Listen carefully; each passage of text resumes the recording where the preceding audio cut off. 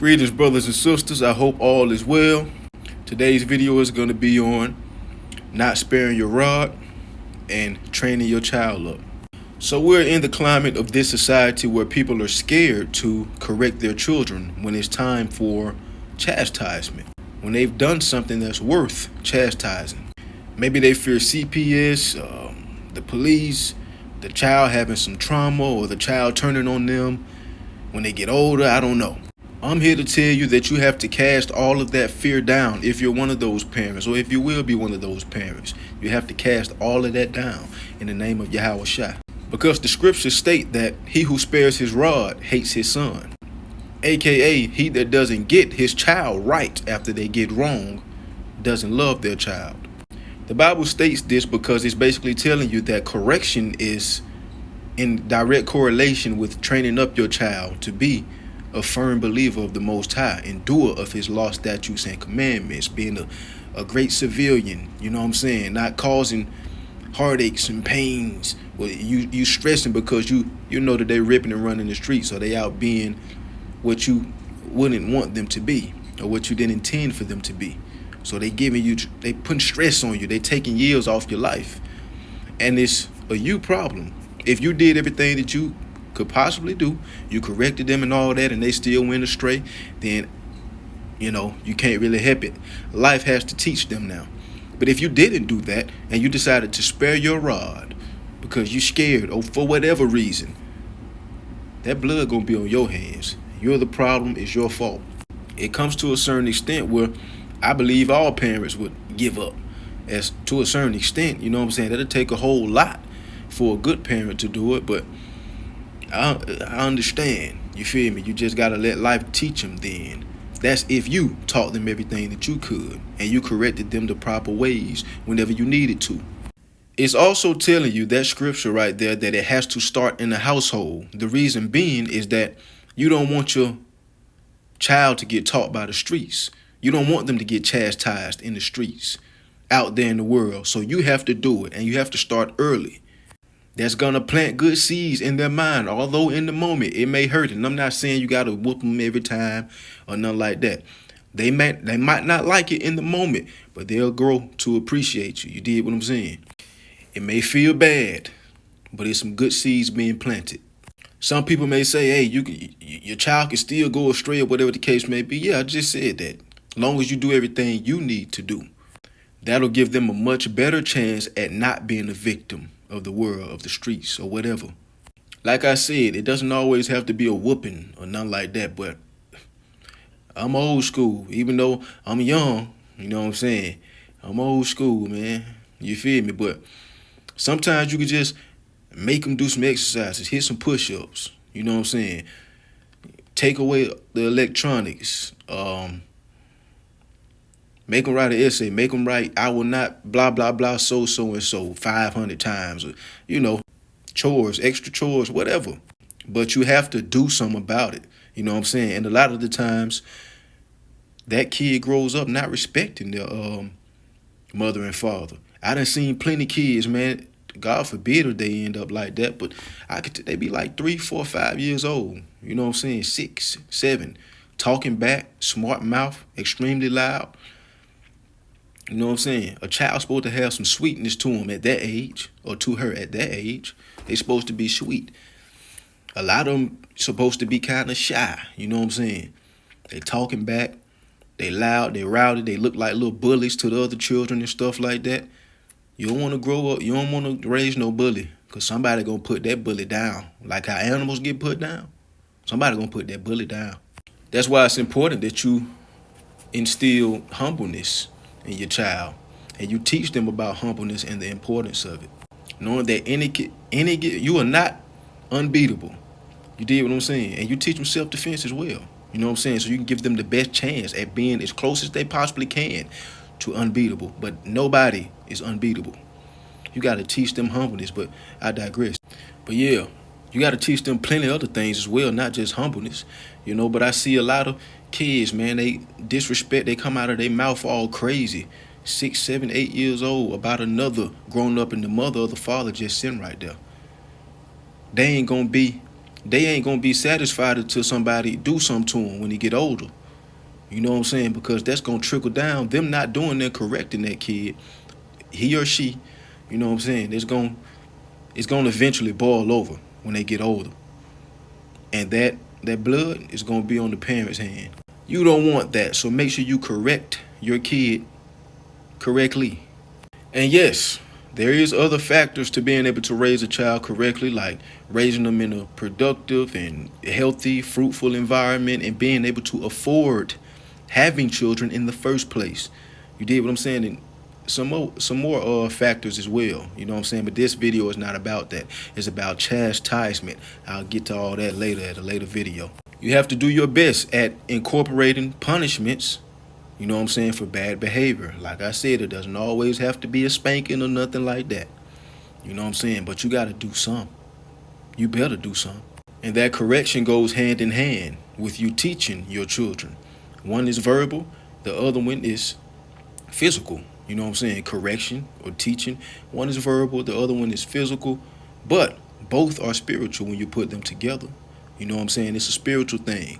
The spirit world is the first world. This physical world is the second. That's why bodies can't live forever. You did what I'm saying? Flesh. Spirits can, though. So, I take you to Sirach or Ecclesiasticus, chapter 40, verse 19. And it reads, children and the building of a city continue a man's name, but a blameless wife is counted above them both. Now, we're not speaking about wives, a righteous and virtuous wife, this video. So we're going to talk about that first section, that first line in that verse, which says, I'm going to say it again, children in the building of a city's continue a man's name. Children in the building of a city continue a man's name. Now, how is your child going to continue your name, you know what I'm saying, if you don't teach them the proper things, or if they get laid out, some unfortunate happens to them? So now, you know, or him or her, you know what I'm saying? So now you're back to the drawing board. Luckily, men can have children 80s, 90s, you know what I'm saying, up until around that age. Not luckily, but all praises to the Most High for that. You got to teach your kids, your children, what you want them to teach theirs. That's how your legacy goes on. You know what I'm saying? You being a progenitor of that generation, you did what I'm saying. You have to be the one to establish the boundaries and the teachings and everything, the family businesses, the skills or skill sets. So I ask you, what type of legacy do you want to leave? The household your children grow up in, the environment that your children grow up in, along with your teachings and corrections and some other things, all play a part in what type of legacy you leave. It's all up to you. Now, like I said earlier, things can get unfortunate. You know what I'm saying? Things can happen that are unfortunate. As long as you know everything, you did everything you could. And yeah, like I said, they make their own decisions as they get older. But by you doing this and implementing these things, you give yourself a bigger advantage of having a wonderful legacy be derived from you. So I take you to the book of Ezekiel, chapter 16, verse 44. Now, before I get into it, this verse is speaking of, you know, Israel and Judah being punished, them going after idols, worshiping idols, turning on the Most High, you know, stuff like that. I know. But we're going to look at this from a lower perspective, a physical perspective. You did what I'm saying? So let's read it. We're not going to read it from a spiritual perspective. We're not going to read it from that. And I'm not changing up the words or the scriptures and nothing like this, because this, while it's a proverb, it's plain as well, because it's real life. Because it says, behold, everyone that useth proverbs shall use this proverb against thee, saying, as is the mother, so is her daughter. So however that mother is, that daughter is probably more than likely going to be just like her. So to all the women out there, how do you want your daughter to be? All the fellas out there, the men, you have to make sure that you impregnate the correct person that's going to, you know, be on the same page with you, that has the compatibility, you know, the ideologies and a lot of other things. Just be careful and take your time. So So going back to the women real quick, ladies, you have to understand that it's your job to set the standard on the perception that your daughter has of you and what she sees from you. Because she's going to soak it all in, and it will be instilled into her mind to the point where she's exhibiting the same actions that you did, the same ideologies. The father is supposed to be the ruler of the household, right? So everybody take after him. You did what I'm saying? But your daughter is a mini-me of you. So your mannerisms and even down to things like that, your gestures, she's gonna be a copy and paste, almost probably. The way you talk, the way you view men, the way you view the world, the way you view the Most High. You dig? Some women, they don't care. I don't know much women that didn't take after their mother that aren't just like their mother. In some way, in most ways, in most shapes and forms. This goes for the fathers as well. First and foremost, the fathers. You did what I'm saying. If you don't hold your children accountable, then the Most High is going to hold you accountable. You did what I'm saying. For your lack of parenting. And like I said, their child's blood will be on your hands. Because the Most High going to hold you to it. And this is not because, the father must, pay for what the son did. No, the Most High been got rid of that law. That's in the scriptures. So don't bring that law over here. I'm already knowing. It's because you didn't implement the proper instructions and corrections, like I said, to steer them straight. You didn't admonish them in any way. So the Most High is going to hold you accountable for it. Don't worry about trying to be the fun parent or nothing like that. Before you try to be a fun parent or whatever the case may be, you have to understand that you are a parent first. Take out the fun. Sure, you can be a dad that, possesses or exudes a certain level of jollity towards your kids and stuff like that and fun. But first and foremost, your children have to understand that you don't play that shit. You don't play it. Like, you lay down the law for real. Your woman got to know that too.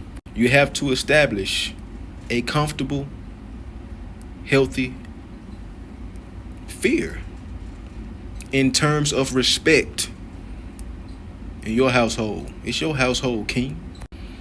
And going back to you not admonishing your children, warning them of the dangers or whatever the case may be, and correcting them.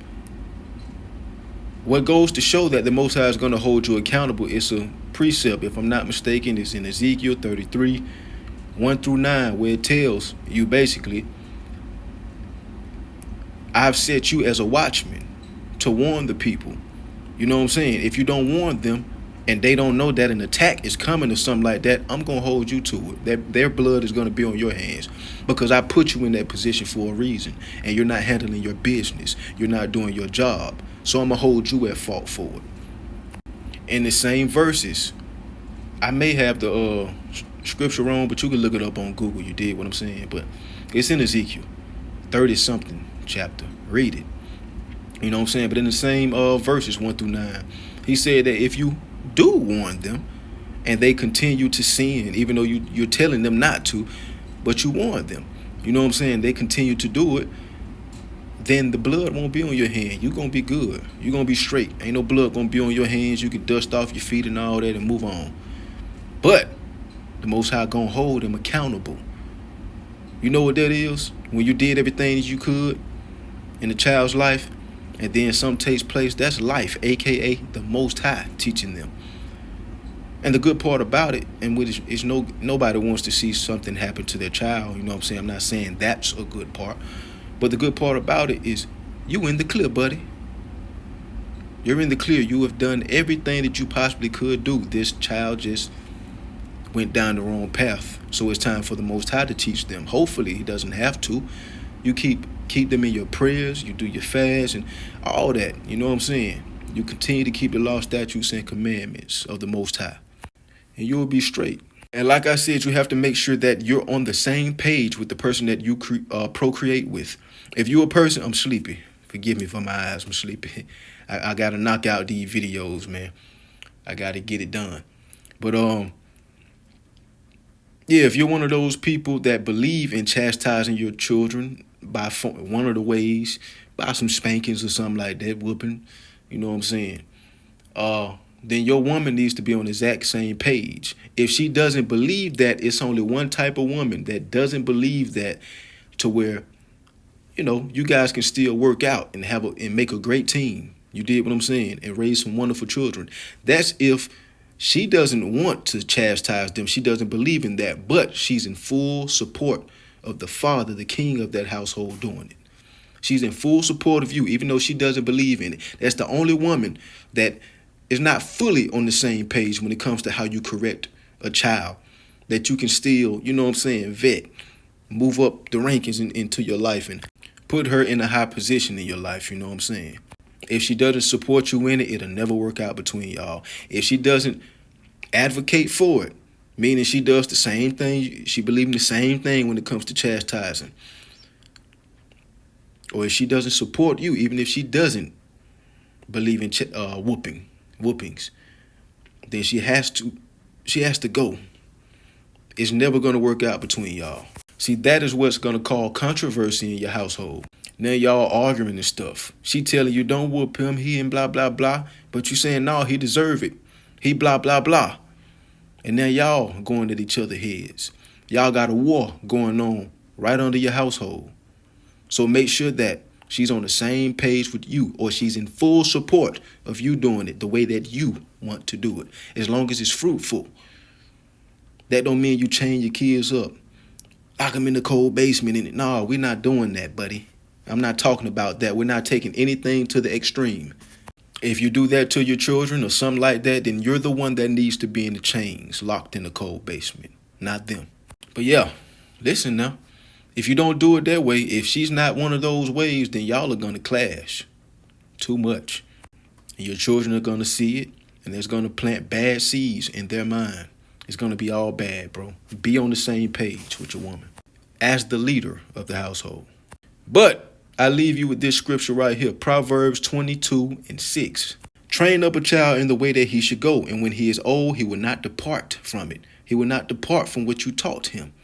That's what this whole video is about. Sometimes you got to teach physically. Sometimes it's verbal, but it's all spiritual, my brothers and sisters. That's a part of what you have to invest in your kid. You dig? And trust me, you will get the correct return. Unless you just got one of those bad apples, you know what I'm saying? God forbid that takes place, and that is unfortunate. But if you do these things, you give yourself the best chance. Teach your kids what you would want them to teach their kids, your grandchildren, and your grandchildren's children, so forth and so on. Have them implement those things so that you guys, your household, your family can be better off. With that being said, man, I'm hoping that y'all strengthen your faith in the Most High, your love for the Most High, and your fear of the Most High. Until next time, and all the time, blessings.